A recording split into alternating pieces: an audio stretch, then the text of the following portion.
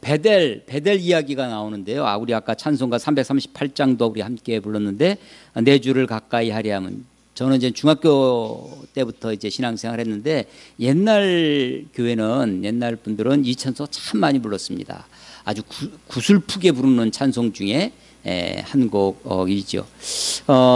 벌써 한 20년이나 됐는데, 20년 지난 것 같아요. 1997년도에 개봉한 타이타닉이라고 하는, 그래서 그 타이타닉 다 그 흉내 내느라고 전부 다 이렇게 사진 찍고 막 그런 타이타닉 그 재난 영화죠. 크루즈선이. 그런데 거기에 아주 인상적인 장면 중에 하나가 그 침몰하는 배에서 이 현악 사중주를 하는 사람들이 마지막까지 배가 막 침몰하고 사람들이 죽어가는데 내 주를 가까이 하려 함을 이 바이올린, 비올라, 첼로 이런 것으로 연주하는 것을 죽음 앞에 이렇게 담대히 그래서 그 장면이 굉장히 인상적으로 남아 있습니다. 그 338장 내 주를 가까이 하려면 2절에 내 고생하는 것 옛 야곱이 돌베개 베고 잠 갔습니다. 그 돌베개 베고 자는 것. 4절에 야곱이 잠깨어 일어난 후 그 돈을 세워서 단을 쌓은, 제단을 쌓은, 돌단을 쌓은 것 본받아서 하는 장면이 있죠. 베델교회라고 들어보셨습니까? 일산에 아마 큰 교회가 일산 베델교회라고 있는데요. 제가 검색해 보니까 우리나라 네이버 검색에 의하면 베델교회 하면 644개가 나옵니다. 그러니까 이 얼마나 베델을 선호한다는 것을 알 수 있죠. 요즘은 우리가 이제 공부를 못 하고 있는데 베델 성서 연구라고 하는 신구약 성경을 관통하는 그런 성경 공부가 있습니다. 거기에는 우리는 지금 벳엘이죠. 근데 거기는 베델입니다. 베델. 그러니까 연음이 되어 있어요. 연음이. 공동 번역 성경은 이것을 이제 베델이라고 번역을 해놨는데 우리 성경은 벳엘입니다. 그 벳가 이게 집이에요. 집. 엘은 하나님입니다. 하나님의 집이라는 뜻으로 이제 베델이라고 하는 것이죠. 이 야곱이 아버지를 속이고 형이 받아야 할 에서가 받아야 할 장자권이라고 생각했습니다. 옛날에는 장자권이라 해당되는 장자에게 되는 축복을 야곱이 둘째인 차남인 야곱이 아버지를 속이고 축복을 받습니다. 당연히 에서가 화가 났죠. 사실은 그 전초전이 있었습니다. 팥죽 한 그릇에 사냥하다가 돌아온 아주 피곤하고 배고픈 남의 약점을 공격하는 사람, 이게 누구냐면 에서입니다. 그 약점, 그 틈을 타고 막 배고파서 헐레벌떡 오는데 이 팥죽의 색깔이 무슨 색이에요? 예, 붉은색이 빨간색이죠. 에서의 이름의 뜻이 붉다라는 뜻입니다. 지금도 에돔의 후예들이 사는 곳이 있어요. 그게 지금의 요르단 지역에 있는 페트라라고 하는 지역이 있는데 거기 가면 붉은 땅, 흙 땅 색이 붉은 색을 가지고 있다고 그래요. 이 에서의 후예들, 에돔 족속이 되죠. 그 남의 약점을 놓치지 않고 때를 정확히 하면서 장자권을 나에게 팔아라. 이건 사실은 명목상으로는 겉으로는 협상이었습니다. 속인 건 아니에요. 팥죽 한 그릇 주고 장자의 명분을 그건 네가 장자해라, 네가 형해라 라고 했었던 거죠. 그런데 창세기에는 이 성경은 장자의 명분을 경홀히 여겼더라, 소홀하게 여겼더라, 가볍게 여겼다라고 하는 거죠. 나중에 신약에 가면 이 팥죽 한 그릇 그 이야기를 하면서 그런 에서를 보고 뭐라고 하냐면 망령된 자와 같이 팥죽 한 그릇에 장자의 명분을 판 망령된 에서와 같이 망령됐다고 그렇게 얘기하는 거죠. 그래서 장자의 명분을 판 적이 있었는데 이번에는 아버지를 속이고 변장을 하고 목소리는 숨길 수가 없었죠. 그래서 이제 축복을 받고 그것 때문에 원한을 사서 도망을 가는 거예요. 그래서 오늘 10절에 보면 야곱이 브엘세바에서 떠나 하란으로 향하여 가더니, 브엘세바가 바로 이 아버지 이삭과 리브가 엄마 아빠 부모님과 함께 살던 고향과 같은 곳이었습니다. 이 브엘세바에서부터 하란 땅은 저 북쪽으로 약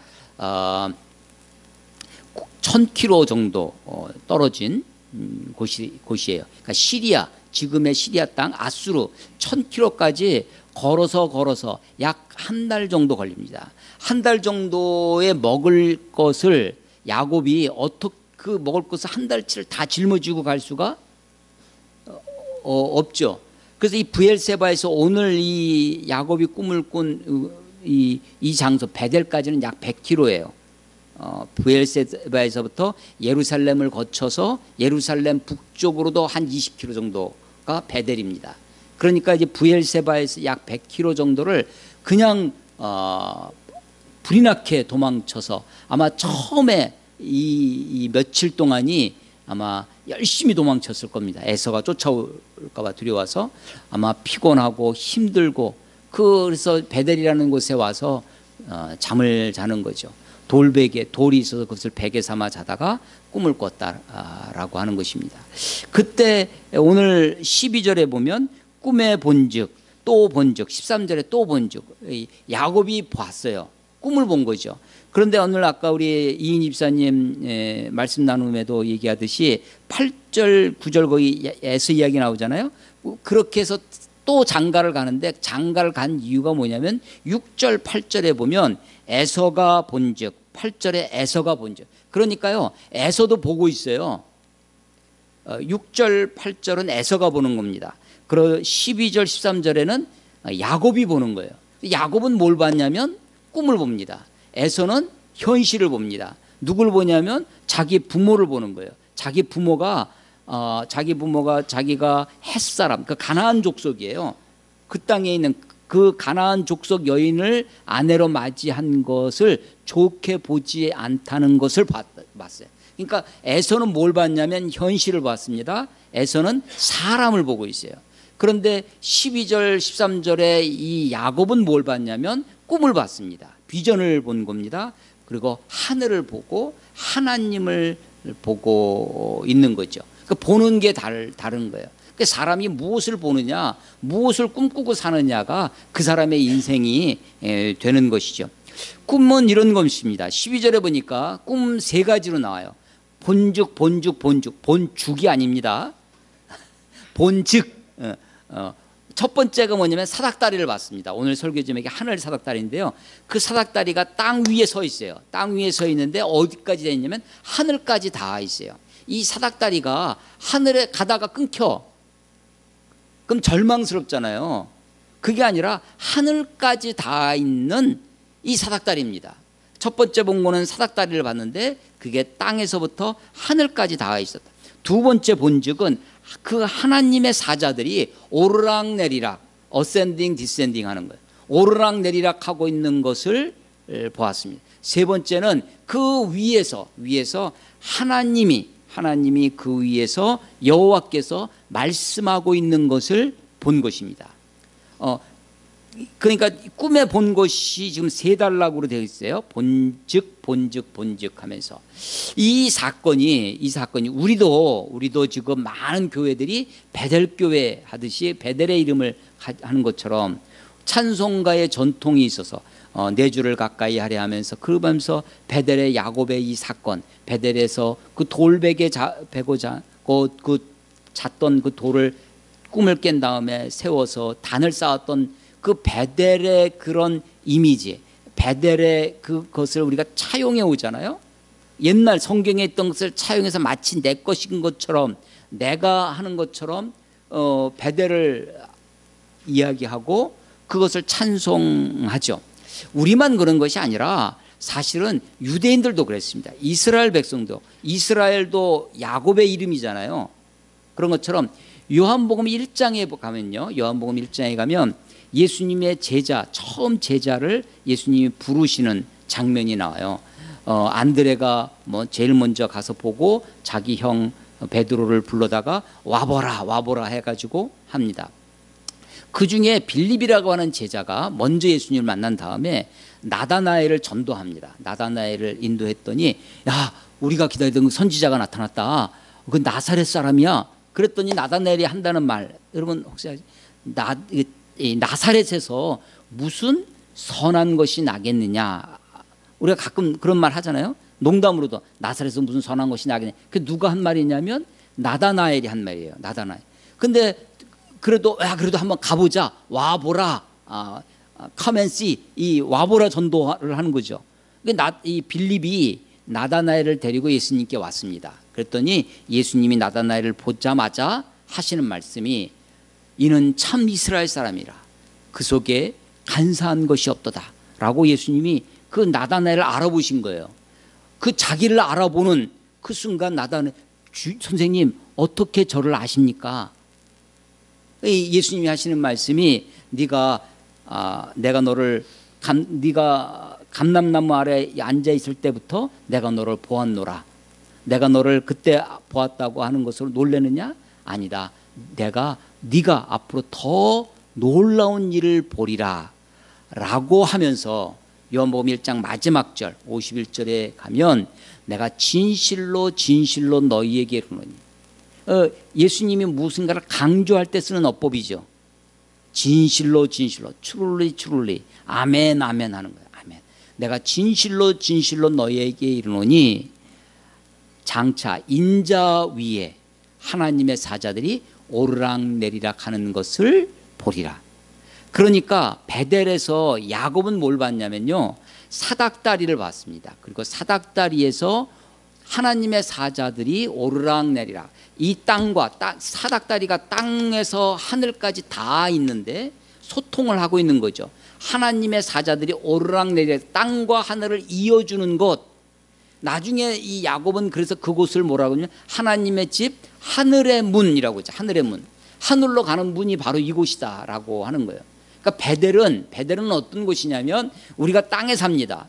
그런데 하늘을 볼 수 있는 곳, 하늘에 이르는 곳, 하늘에 닿는 곳, 하늘의 문, 하늘과의 소통을 이야기하는 거예요. 그래서 유대인들이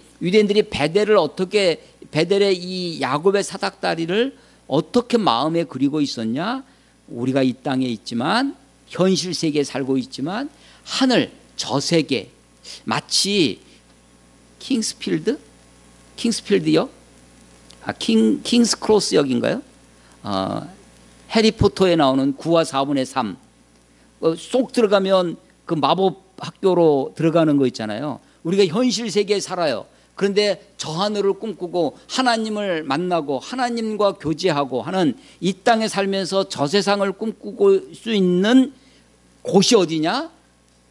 그런 이미지를 가지고 있는 곳이 베델이라는 거예요. 하늘의 문. 그래서 이스라엘 사람들도 하늘 사닥다리를 꿈꾸고 살고 있었다는 거예요. 그런데 예수님이 나다나엘에게 내가 너를 감람나무 아래서 봤다고 해서 네가 놀래고 있느냐? 내가 너 더 큰 일을 보리라 라고 하시면서 이번에는 사닥다리가 아닙니다.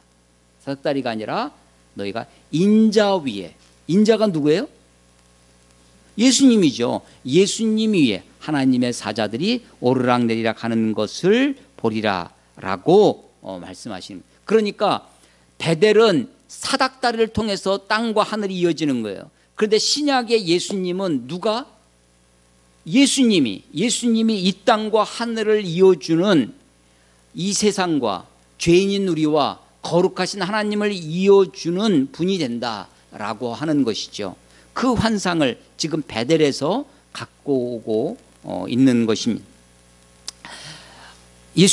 하나님이 이제 꿈을 세 개라고 했죠. 하나가 사닥다리가 땅에서부터 하늘까지 닿아 있는 것. 두 번째 본즉 뭐냐면 그 사닥다리에 하나님의 사자들이 오르락내리락 하는 것. 소통이라는 거죠. 땅에 있는 것을 하늘로, 하늘에 있는 것은 땅으로. 이게 하나님의 사자들, 천사들이에요. 또 보니까 13절에 보면 하나님이 여호와께서 위에서 이르시되 말씀하고 있는 것입니다. 그 말씀의 내용이 뭐냐? 하나님의 약속입니다. 하나님의 약속을 하시는데 13절에 보시면요, 또 본즉 여호와께서 그 위에 서서 이르시되 나는 여호와니, 하나님이 자기를 소개해요. 너의 조부 아브라함의 하나님이여 이삭의 하나님이라. 내가 누워있는 땅을, 어디를요? 누워있는 땅, 지금 돌베개하고 있는 그 땅을 내가 너와 내 자손에게 주리니, 주겠다고 약속하고 있는 거예요. 하나님의 약속이에요. 오늘 설교 제목에 있죠. 하나님의 약속과 야곱의 약속이에요. 근데 어떻게 다른가 보십시오. 하나님은 그렇게 땅을 주겠다고, 너와 내 자손에게. 14절, 내 자손이 땅에 티끌같이 되어 내가 서쪽과 동쪽과 북쪽과 남쪽에, 이게 우리 어법의 차이인데 우리는 동서남북 이렇게 되잖아요. 동서남북. 근데 여기는 어떻게 돼요? 서동 북남. 이게 좀 불편하죠, 말하기가. 근데 이게 성경의 순서예요. 서쪽과 동쪽과 북쪽과 남쪽으로 퍼져나갈지며 땅의 모든 족속이 너와 내 자손으로 말미암아 복을 받으리라. 이 약속, 복을 받으리라, 주리라, 땅을 너와 내 자손에게 주리라, 복을 받으리라. 리라예요. 니니리라 약속입니다. 자, 이것은요, 이 약속은 이 복을 받으리라는 축복은 창세기 12장 아브라함에게 주셨던, 창세기 12장 1절로 3절에 나왔던 아브라함의 소명과 아브라함에게 주신 축복과 동일한 것입니다. 그래서 아브라함에게도 내가 너를 큰 민족이 되게 하고 너희를 창대케 하리니 네가 복이 될지라 라고 하면서 너로 말미암아 모든 민족이 복을 받으리라. 그러니까 하나님이 아브라함을 선택하신 이유는 모든 민족이 복을 받게 하는 하나님의 뜻, 계획을 이루기 위한 수단이었습니다. 그러니까 아브라함을 부르신 것은 아브라함이 목적이 아니라 더 큰 목적, 모든 민족에게 복을 주시길 원하시는 하나님의 뜻을 위한 수단이었다는 것이에요. 부르심이 수단입니다. 목적이 아니라. 여기서도 이 야곱도 마찬가지인데, 야곱도 너와 내 자손에게 네가 누워 있는 이 땅을 주리라. 그래서 너로 말미암아 모든 족속이 너와 내 자손으로 말미암아, 야곱으로 말미암아, 이스라엘로 말미암아 모든 민족이 복을 받으리라. 그러니까 하나님의 궁극적인 목적은 뭐냐면 이스라엘 민족이 아니에요. 이스라엘이 자기가 선민이라 그 수단을 목적으로 바꿔놓으면 이게 주객이 전도되는 거죠. 본말이 뒤바뀌는 것입니다. 하나님은 이스라엘 선택은 확실합니다. 하나님이 우리도 하나님이 저와 여러분을 선택하셨죠. 그런데 이 선택이 목적이 아니라 이 선택은 하나님의 뜻, 목적을 위한 수단이다. 하나님의 수단을 위해서, 하나님의 목적을 위해서 우리를 부르셨다라고 하는 것이죠. 그래서 복을 받으리라라고 하나님의 계획을 말씀하신 것. 이 계획을 위해서 약속해 주셨다. 땅을 주시겠다고, 너와 내 자손에게. 이 약속은요, 특징이 뭐냐? 무조건적입니다. 조건이 없어요. 하나님의 일방적인 약속이에요. 꿈을 꾸고 있는데 일방적으로 하나님이 너와 내 자손에, 네가 누워있던, 지금 얼마나 현실적이에요. 누워있는 그 돌베개하고 있는 그 차가운 그곳에 너와, 지금 아마도 100km 정도 왔어요. 브엘세바에서 베델까지 100km 정도 열심히 그냥 불이 나게 도망쳐 왔죠. 허덕이면서 왔을 것입니다. 아마 그동안에는 제대로 잠도 못 자고 100km를 왔을런지 모르겠어요. 아마도 한 3, 4일은 걸어와야 이 100km 갈 겁니다. 하루에 한 30km, 40km 걷는다고 하면, 그렇게 와서 베델에 와서 아마 어쩌면 첫 밤을 보낼런지 몰라요. 이제 한 100km 정도 왔으니까, 있으니까 이제 좀 안심하겠지 하고 첫날 밤 언제 돌베개하고 자겠어요? 아마 잠시 쉬어도 웅크리고 아마 제대로 자지 못했을 것이냐. 꿈은 무슨 꿈이겠어요. 그렇게 헐레벌떡 왔는데 한 100km 정도 와서 베델에 와서 거기서 돌베개하고 아마 단잠을 잤을 것입니다. 그런데 형에게 쫓겨서 그 다급한 마음, 그 속에 하나님이 꿈으로 말씀하시는데 하나님이 무조건적인 약속을 하시는 거예요. 내가 너와. 그리고 이 약속을 지키기 위해서 하나님이 부속 약속을 하세요. 부속 약속. 어떤 우리 헌법이 있으면 법을 지키기 위해서 법률로 만들고 다시 시행령 만들고 규칙 만들고 하잖아요. 그런 것처럼 하나님의 약속, 큰 뜻은 뭐냐? 하나님의 큰 계획은 모든 민족이 복을 받는 겁니다. 근데 그것을 위해서 아브라함과 그 자손들, 야곱과 이스라엘 백성들을 부르시고 그들을 선택하셨습니다. 그리고 그들에게 그 땅을, 누워있는 땅, 가나안 땅을 주시는 거예요. 그런데 그 약속을 위한 부속 약속이 뭐냐? 15절입니다. 내가 너와 함께 있어. 내가 어디로 가든지 너를 내가 너와 함께 있어. 동행의 약속이에요. 내가 어디로 가든지 너를 지키며 보호의 약속입니다. 너를 이끌어 이 땅으로 돌아오게 할지라. 인도하시겠다는 것입니다. 동행과 보호와 인도의 약속을 하니 내가 내게 허락한 것을 다 이루기까지 너를 떠나지 아니하리라 하신지라. 예, 그렇습니다. 여러분 오늘 이 베델의 이 저기를 통해서 우리가 가끔 교회에서 이렇게 환송회 같은 거 하면 이 설교 많이 하십니다. 우리 다시 만나볼 때까지, 우리 다시 만날 때까지 막 이렇게 찬송 부르고, 베델에서 하나님이 야곱에게 약속해 주신 것처럼 하나님이 너와 함께 할 것입니다. 너를 지켜주시고 돌아오게 할 것입니다. 옛날에 우리 막 30년 40년 전에 특히 막 이민 간다, 미국으로 이민 간다 막 그러면 막 눈물로 김포공항까지 가가지고 다 환송하고 온 교우들이 나가서 막 환송하고 막 그럴 때 이 찬송 그래 고향으로 다시 돌아올 것을. 여러분 그런데 이 약속 15절의 약속은요, 제가 앞에 무슨 약속이라고 그랬어요? 그냥 지나가셨죠. 부속 약속입니다. 부속 약속. 원래 약속은 뭐예요? 원 약속은 내가 누워있는 땅을 너와 내 자손에게 주겠다. 이 약속은 무엇을 위한 거냐면 모든 족속이 복을 받게 하기 위해서, 그 약속 하나님의 계획을 이루기 위해서 하나님이 내가 너와 그 약속을 이루려면 모든 족속이 복을 받게 하려면 내가 너와 함께 하겠다. 동행하겠다. 내가 너를 지켜주겠다. 내가 너를 돌아오게 인도하시겠다 라고 약속하고 있는 것입니다. 그랬더니 16절 야곱이 잠이 깨어. 여기서 이 앞에 15절까지는 꿈 이야기입니다. 16절부터는 잠에서 깨어난 거예요. 아까 338장 2절과 4절이 나눠지는 겁니다. 그래서 꿈에 깨어. 이건 현실이에요. 여러분 꿈 딱 깼는데, 그러니까 여러분들도 꿈 가끔 꾸시잖아요. 저도 꿈 이렇게 꾸고 저한테 간혹 가다가 목사님 내가 이런 꿈을 꿨는데 이 꿈이 뭐냐고 물어오시는 분이 간혹 있습니다. 제가 요셉도 아니고 어떻게 하면 좋을까요? 근데 제가 보니까 이렇습니다. 하나님이 만약 꿈으로 무엇을 알려주시는 것, 이걸 우리가 좀 우리 전문 용어로 유식한 말로 계시하신다고 하는 거예요. 하나님이 꿈으로도 계시, 알려주실 수, 레블레이션, 리빌, 알려주는 거죠. 하나님이 계시하실 수 있다 없다? 있죠. 원칙적으로 있습니다. 하나님은 제한되지 않죠.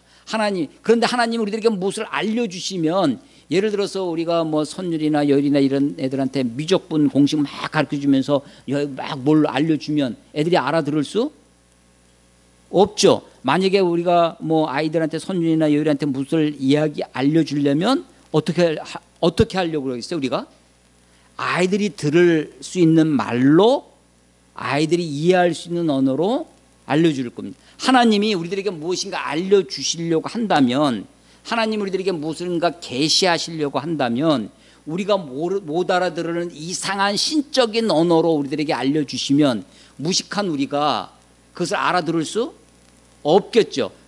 하나님이 그러면서 너 왜 말귀를 못 알아듣냐 이놈아 하면서 우리를 다구치신다면 하나님 잘못이에요? 우리 잘못이에요? 하나님 잘못이죠.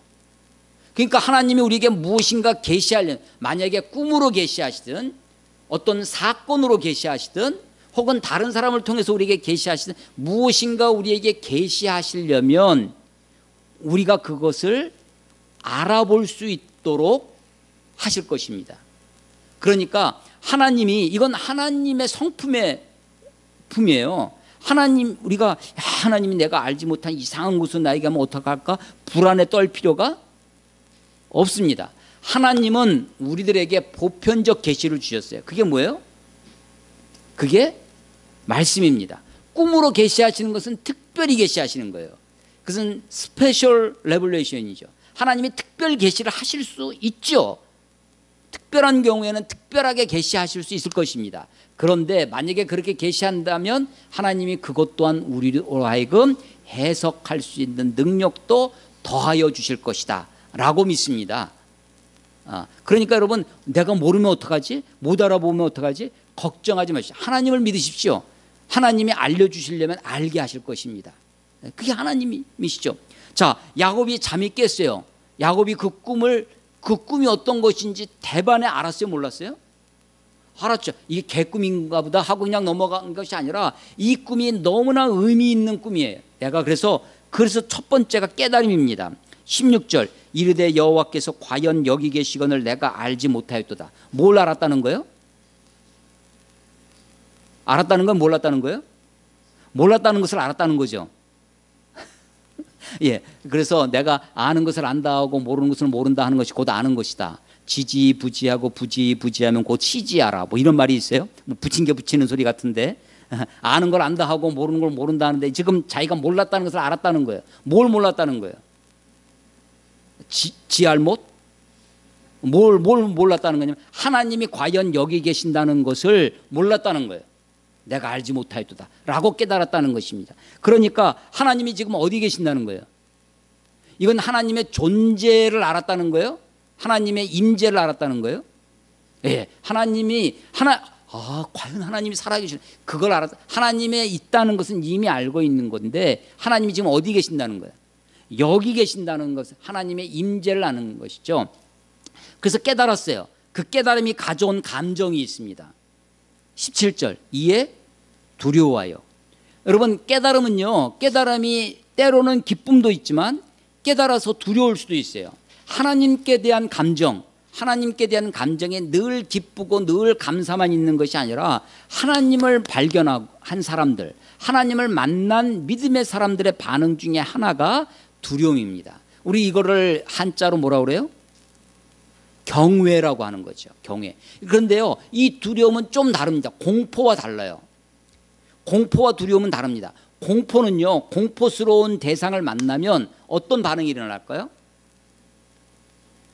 피하고 싶죠. 도망칩니다. 숨습니다. 그런데 경외스러운 대상을 만나면 두려워요. 공포도 두렵고 경외도 두려운데 경외로운 대상을 만나면 어떤 현상이 벌어지냐면 그분께 더 가까이 나아가요. 그래서 찬송가 338장이 나오는 겁니다. 내 주를 가까이 하려 함은.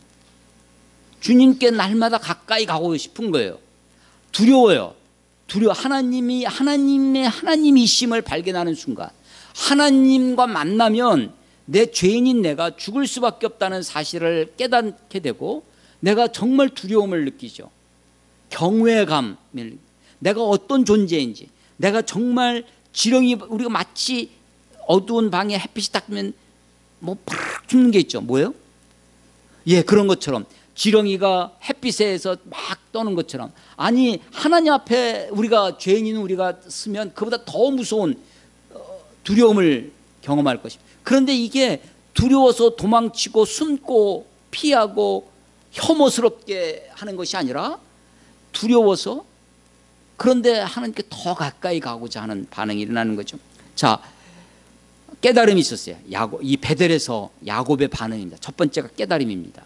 자기 무지의 깨달음, 하나님의 임재의 깨달음이에요.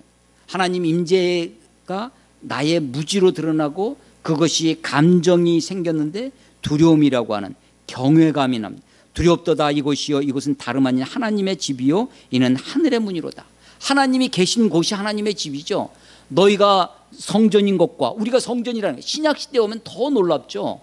너희가 성전인 것, 우리가 하나님의 성전, 하나님을 모시고 하나님의 임재가 우리 안에 있으면 하나님의 집이에요. 하나님의 성전입니다. 하나님의 집이요, 하늘의 문이다. 문은 열면 하늘로 들어가는 거죠. 하늘이 보이는 겁니다. 내가 비록 이곳에 있지만 이 사닥다리를 통해서 땅에 위에 서 있는 이 사닥다리를 하늘까지 닿을 수 있는 하늘의 문이 바로 이곳이다 라고 하는 것입니다. 그러니까 지금 야곱이요, 지금 뭐가 있었냐면 첫 번째 두 번째가 반응, 꿈을 꾼 야곱의 반응. 첫 번째가 깨달음입니다. 두 번째가 그의 감정이에요. 세 번째가 행동입니다. 행동이에요. 18절 야곱이 아침에 일찍 일어나. 예, 여러분 창세기 읽으면서 이 단어가 계속 안 보이세요? 아침에 일찍 일어나. 아침에 일찍 일어나. 이게 옛날 고대인들은 해 떨어지면 자고 해 뜨면 일어나고 그런 어떤 습관적인 것이었으면 이렇게 기록하지 않았을 거예요. 근데 여러분 아침에 일찍 일어나, 아침에 일찍 일어나, 중요한 대목이 있을 때 이 아침에 일찍 일어나, 모세도 여호수아도 이 말이 있습니다.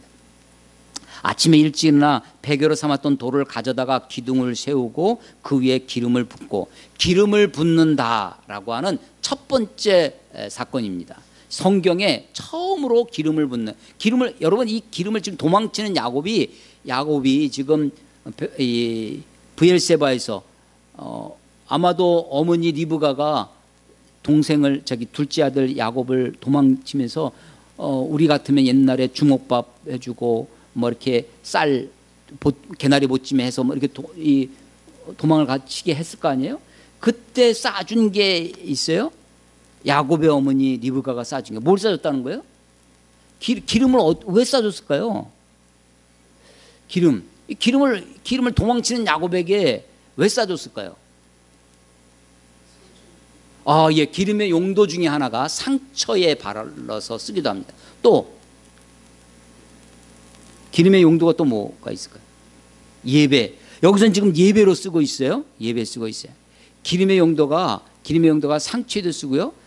또 요리 잘하시는 우리 셰프들 한번 부침개 하려고. 예. 여러분 도망치고 옛날 고대로 올라가 보세요. 고대로 올라가서 기름을 어디에 쓰면 좋을까요? 불을 피고 또 어디에 또 쓸까요?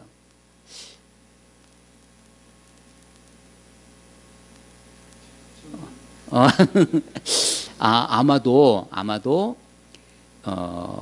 음식 저기를 가면서 한 달치를 다 가져갈 수 없으니까 아마도 식량을 구할 때 그 식량을 먹을 수 있도록 만들어주는 향료로 쓰고 음식의 첨가물로 쓰고 이 기름이 아주 요긴하게 사용되어졌을 것입니다. 약으로도 쓰고요, 약재로도 쓰고 식품 첨가물로도 쓰고 아마도 이것은 어쩌면 다른 거 뭐 밀가루, 쌀가루를 챙겨주는 것보다 더 요긴하게 적은 분량이지만 그의 생명을 유지하고 생명을 지켜주는데 요긴하게 썼던 것이 기름이었을 것이다 라고 생각을 합니다. 그런데 지금 그 귀한 그 기름을 자기가 세워놓은 돌 기둥에다가 기름을 붓는 거예요. 이 기름 붓는 것이 성경의 첫 번째 처음 있는 사건이에요. 처음 있는 사건. 그래서 왜 이 돌을 왜 세웠겠어요? 자기가 돌베개 했던 그 돌을 왜 세워놓겠어요? 어떤 의미로 세우겠어요? 그냥 눕혀놓고 하는 게 아니라 사실은 자기가 돌베개 일상에 그냥 흩어져 있는 거기에 있던 돌이었을 것입니다. 자기가 베개도 하고 자기를 위해 썼던 돌이었는데 그것을 세웠어요. 왜 세웠을까요? 돌을 어떤 마음으로 세우실 것 같아요? 이 돌이 어디를 향하고 있어요? 하늘을 향하고 있는 거죠. 이 돌이 하늘을 향한 자기의 마음을 세우듯 그렇게 돌을 세워놓는 것입니다.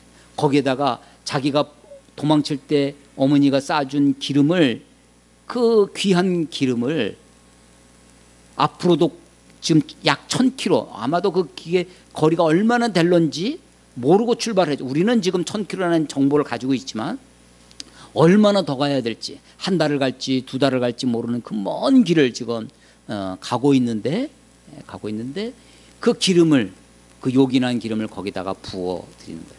그러니까 지금 야곱은요 이 꿈을 꾸고 나서 깨달음이 있었다고 그랬어요. 하나님의 임재를 깨달았다고, 나의 무지를 깨달았다고, 하나님 앞에 두렵고 여기가 하나님의 집이고 하늘의 문이다라고 고백하고 돌을 세우고 거기에 기름을 붓습니다. 내가 사는 것이 앞으로 긴 여행길에 이제까지도 험악하게 왔는데 더 험한 일이 있을지 모르지만 내가 사는 것이 이 기름 몇 방울 때문에 이 기름 한 병 때문에 내가 살고 이것 의지하고 사는 것이 아니라 내가 하나님을 의지하고 살겠습니다. 하나님이 나와 함께 하신다고 약속해 주셨고 나를 지켜주시겠다고 약속하셨고 나를 돌아오게 하겠다고 했으니 나는 지금 이것 붙들고 갔는데 이것을 하나님께 드리는 거죠. 하나님께 다 쏟아 붓는 것입니다. 그래서 후대에 가면 더 뒤에 가면 기름 붓는 전통이 생깁니다. 특별히 하나님의 사람들을 세울 때 기름을 부었어요. 왕을 세울 때 그 위에 기름을 붓고 또 선지자를 세울 때 제사장들을 세울 때 머리에 기름을 부어요. 그래서 이 기름 붓는 전통이 생겨나는 것입니다. 그리고 그곳 이름을 베델 하나님의 집이라 했다는 거죠. 원래는 루스라는 곳이었는데 베델이라고 하고 20절 야곱이 서원하여, 서원, 시원이 아니라 서원이에요. 서원. 서원이 무슨 뜻이에요? 서원. 서운하다를 잘못 쓴 게 아닙니다. 서원이 뭐예요? 서원. 무슨 뜻이에요? 서원이. 그 옛날에 성경을 읽을 때요, 국어사전을 옆에 놓고 막 찾아가면서 한자 성경, 한자어가 많기 때문에 한자 성경을 가지고 많이 성경을 읽었습니다. 서원이 뭐냐? 영어로 bow입니다. 발음이 뭐냐면 이 서자는 맹서의 서자예요. 맹세하면서 소원한다는 거예요. 하나님께 약속을 하는 거예요. 하나님께 어떻게 약속하는 거냐면 맹세하듯 vow, 하나님께 맹세하듯 약속하는 것이 서원입니다. 뭐라고 약속하느냐? 하나님이 나와 함께 계셔서 내가 가는 이 길에서 나를 지키시고 먹을 떡과 입을 옷을 주시어 내가 평안히 아버지의 집으로 돌아오게 하시오면, 하나님의 약속과 야곱의 약속이, 서원이 차이가 벌어집니다. 어떤 차이예요? 아까 하나님의 약속의 특징이 뭐라고 그랬어요? 하나님의 약속의 특징? 무조건적입니다. 하나님의 일방적인 약속이었어요. 내가 너에게 땅을 주겠다. 너와 내 자손에게 너를 통해서 모든 민족의 복을 받게 하겠다. 이 약속을 위해서, 이 계획, 하나님의 뜻을 이루기 위해서 내가 너와 함께하고 내가 너를 지켜주고 너가 너를 돌아오게 하겠다. 동행과 보호와 인도의 약속을 야곱이 뭐 해서 하는 것이 아니라 그냥 하나님이 일방적으로. 왜? 하나님이 아브라함과 이삭과 맺은 약속을 지키기 위해서, 하나님이 아브라함과 이삭과 맺었던 언약을 지키기 위해서 이 약속을 하나님이 일방적으로 하셨어요. 그런데 야곱은 토를 달았습니다. 조건부에 돌아오게 하시오면, 21절에 그렇게 돼 있죠. 돌아오게 하시오면 이제부터 약속을 합니다. 세 가지 약속을 해요. 여호와께서 나의 하나님이 되실 것입니다. 여호와께서는 이제까지 누구의 하나님이었어요? 아버지 하나님, 할아버지 하나님이었어요. 너희 조부 아브라함의 하나님, 이삭의 하나님이었어요. 그런데 이제는 나의 하나님이 될 것이다.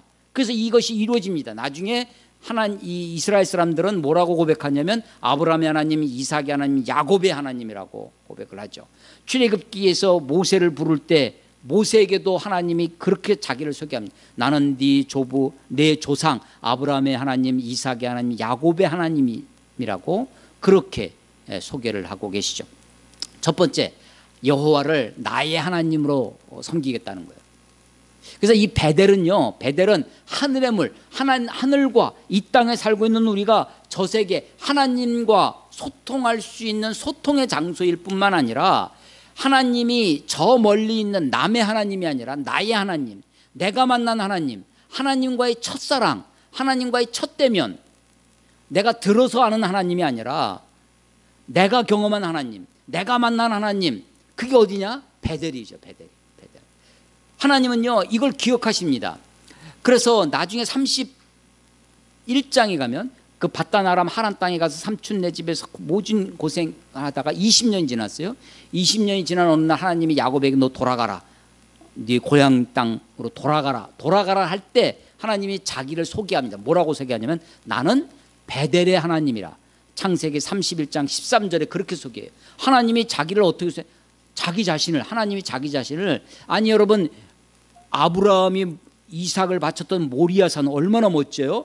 자기 아들을 번제로 칼로 막 죽이려고 했던 그 멋진 장소 모리아산 있잖아요. 하나님이 나는 모리아의 하나님이다. 우리가 그 엘리야면 갈멜산의 하나님 막 이러잖아요.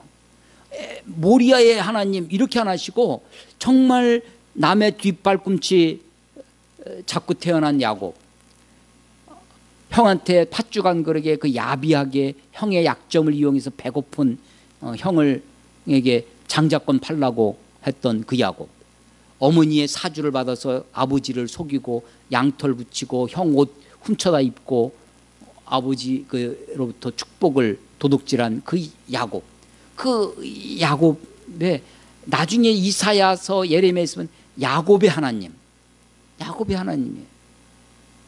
베델의 하나님이라고 하십니다. 하나님이 자기 자신을 베델의 하나님이라고 부르시고, 나중에 야복강을 건너서 가나안에 돌아오죠. 돌아온 다음에 그 생활이, 하나님을 이 약속 다 잊어버립니다. 야곱은 자기가 한 약속을 잊어버리고 살아요. 그러다가 막 온갖 꼼수를 부리고 살아갑니다. 잔머리로 살다가 삶의 위기가 닥쳐요.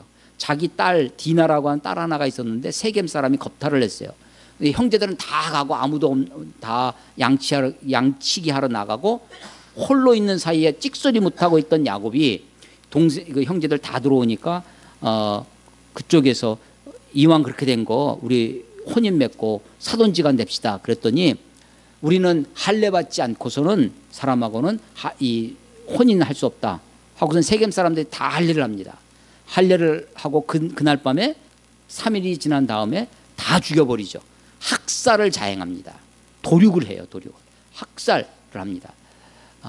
그런데 그 때문에 소문이 나서 이스라엘 그 가나안 땅에 소문이 나서 야곱 족속이 위험에 빠집니다. 막 두려워 떨고 있을 때 하나님이 나타나셔서 뭐라고 하시냐면 창세기 35장에 가면 베델로 올라가라고 그래. 베델로.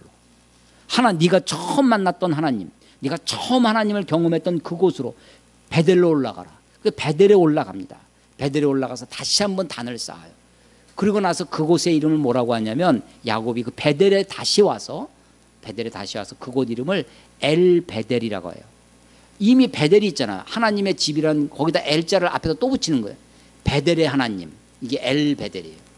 똑같은 장소예요. 그러니까 이 야곱이 첫 번째 약속, 내가 돌아오게 하시면 하나님을 여호와를 나의 하나님으로 섬기겠습니다. 두 번째 22절, 내가 기둥으로 세운 이 돌이 하나님의 집이 될 것이요. 거기 하나님의 집을 지었어요?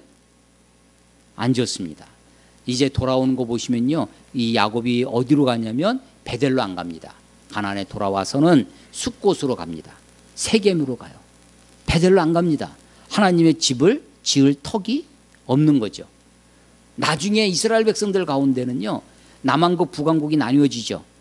왕조가 솔로몬 이후에 두 나라로, 북왕국 이스라엘 사람들이 첫 왕이 여로보암이라는 왕이 등장합니다. 이 왕이 자꾸만 남왕국 쪽으로 북쪽에 있는 자기 백성들이 가면 옛날 향수로 다 돌아갈까 봐 못 가게 합니다. 너희 갈 필요가 없다. 예루살렘에 하나님의 집만 있는 것이 아니라 여기 하나님이 있다라고 베델에다가 금송아지를 만들어 놓습니다. 그리고 이게 너희를 애굽에서 구원해낸 하나님이다. 그러니까 베델에 뭐가 있어요? 우상 금송아지가 세워집니다. 그리고 저 베델과 북쪽의 단과 베델에 금송아지. 그래서 베델은 나중에 호세아서에 보면 이 베델을 뭐라고 그러냐면 오웬이라고 불러요. 무슨 뜻이냐면 베델의 더러운 곳, 더러운 집, 우상 숭배의 집이라는 뜻으로 베델을 부릅니다. 베델은 우상의 척결의 대상이 돼요. 그러니까 야곱은요, 돌아와서 이 기둥으로 하나님의 집이 되게 하지 않았습니다. 이 약속을 잊어버리고 살아요. 세 번째 약속이 뭐냐면 하나님께서 내게 주신 모든 것의 10분의 1, 이걸 우리가 뭐라고 그래요? 11조라는 거죠. 10분의 1을 내가 반드시 하나님께 드리겠나이다라고 맹세합니다. 맹세해요. 그래서 세 가지 약속이에요. 하나님을, 당신을 나의 하나님으로 섬기겠습니다. 이 돌을, 이 기둥을 하나님의 집이 되게 하겠습니다. 내가 나에게 주신 모든 것의 10분의 1을 하나님께 드리겠습니다라고 그렇게 약속을 하죠. 이 약속은 서원입니다. 맹세예요. 서원은 비슷하게 자원합니다.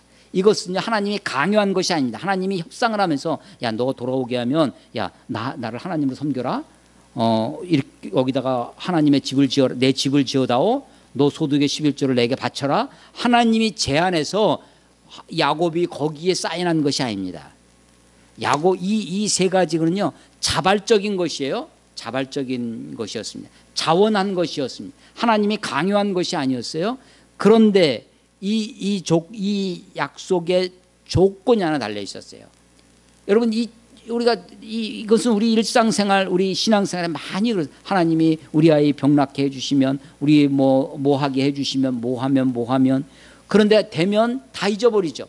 야곱은요, 이 약속을 잊고 삽니다. 그래서 오늘 설교 제목이 뭐냐면 하나님의 약속과 야곱의 약속인데, 원래 야곱의 서원하면 이 단어에서 더 쉽게 찾겠죠. 그런데 이 약속이 하나님은요, 무조건적인 약속, 하나님의 일반적인 선택이었습니다. 일방적인 선택이었습니다.